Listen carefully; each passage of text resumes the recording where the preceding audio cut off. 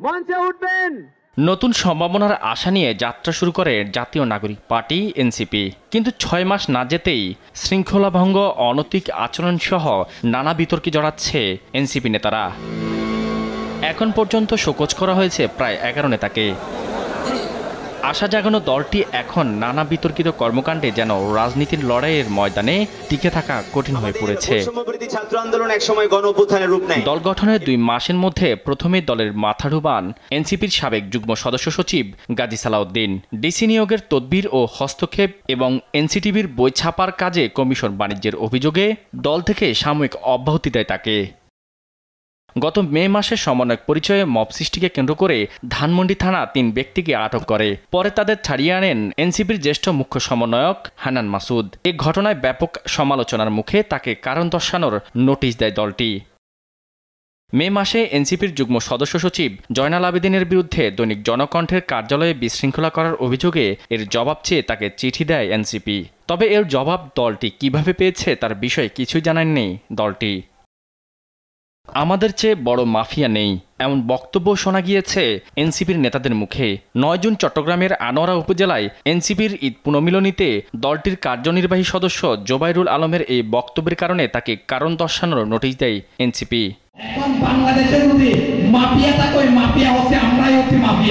এদিকে অনৈতিক আচরণের অভিযোগে গত 17 জুন এনসিপির যুগ্ম আহ্বায়ক সারওয়ার তুষারকে কারণ দর্শানোর নোটিশ দেয়। লিখিত বক্তব্যে বিষয়টি নিষ্পত্তি না হওয়া পর্যন্ত তাকে দলের সব সাংগঠনিক কার্যক্রম থেকে বিরত থাকতে বলা হয়। তুষার ব্যাখ্যা দিলেও এখনও তাকে নিয়ে একের পর এক হেনস্থার অভিযোগ তুলে যাচ্ছেন নীলা ইসরাফিল নামে এক নারী। যেসব নগ্ন জিনিস আমার কাছে আছে সেগুলো আমি প্রকাশ করতে বাধ্য হব। এছাড়া দলের এক নেতাকে মারধরের ঘটনায় রাজশাহী জেলা যুগ্ম সমন্বয়ক নাহিদুল ইসলামকে 27 জুন দল থেকে সাময়িক অব্যাহতি দেওয়া হয়।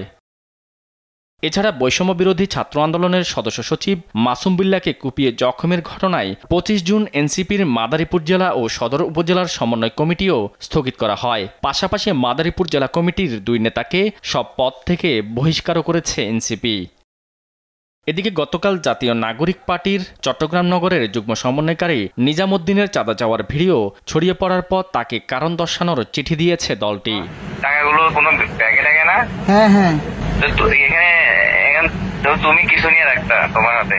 সবচেয়ে আলোচিত ঘটনা শীর্ষ 5 নেতাকে শোকজ। জুলাই গণঅভ্যুত্থানের প্রথম বর্ষপূর্তিতে অনুপস্থিত থেকে গেল 5 আগস্ট কক্সবাজার সফরে যাওয়ার ঘটনায় জাতীয় নাগরিক পার্টির মুখ্য সমন্বয়ক নাসির উদ্দিন পাটোয়ারি, দক্ষিণাঞ্চলের মুখ্য সংগঠক হাসনাত আবদুল্লাহ, উত্তরাঞ্চলের মুখ্য সংগঠক সার্জিস আলম, জ্যেষ্ঠ যুগ্ম সদস্য সচিব ডাক্তার তাসনিম জারা ও যুগ্ম আহ্বায়ক খালেদ সাইফুল্লাহকে কারণ দর্শানোর নোটিশ দেয় দলটি।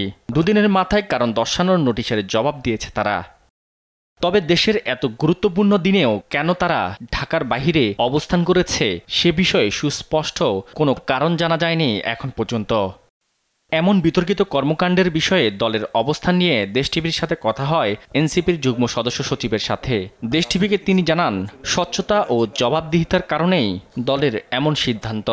এটা আসলে একটা প্রক্রিয়া, আমরা এই প্রক্রিয়াটা চালু করেছি, আমরা এটা চালু রাখতে চাই। আমি মনে করি যে মানুষ এটা পজিটিভলি নেয়। এনসিপির সমালোচনাকে স্বাগত জানিয়ে তিনি বলেন, প্রোপাগান্ডা না ছড়িয়ে যাচাই করে সমালোচনা করা উত্তম। একটা রাজনৈতিক দল তো জনগণের প্রতিনিধিত্ব করে, তাকে আসলে কড়া সমালোচনা করতে হবে, কিন্তু সমালোচনা বিদ্বেষ এবং মনে করেন যে প্রোপাগান্ডা ছড়ানো, এটার মধ্যে তো আসলে পার্থক্য আছে। বাংলাদেশে যেটা হয়েছে যে এই পার্থক্যটা আমরা অনেক সময় গুলিয়ে ফেলি। শাহাদাত নিশাদ, দেশ টিভি, ঢাকা।